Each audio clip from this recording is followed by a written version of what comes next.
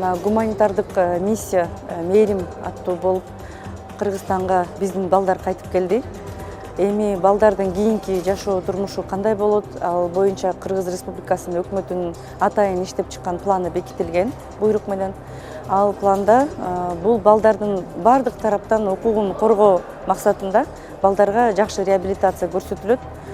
Биринчиден айтып кетиш керек, балдарды күтүп аткан үй бүлөлөр бар. Тууган туушкандары, чоң ата, чоң апалары, бир туугандары күтүп атат.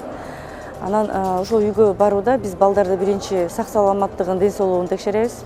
Андан тышкары балдардын билим жагынан жана балдардын башка дагы өсүп өнүгүүсүнө кандай дагы иш-чараларды кылыш керек, бардыгы планда толук көрсөтүлгөн да. Балдарды алып келүүдө биринчиден балдардын бул жакта Кыргызстандагы үй бүлөлөрү менен иш жүргөн. Чоң ата, чоң апалары, бир туугандары келип кайрылышкан, кайтарып бергиле деп балдарды. Алар күтүп атышат чыдамсыздык менен. Азыркы күнү эң жакшы кыйын психологдор, атайын социалдык педагогдор, мугалимдер балдарды жакшы реабилитациядан өткөрүшөт, үй бүлөлөрүнө кайтарып беребиз.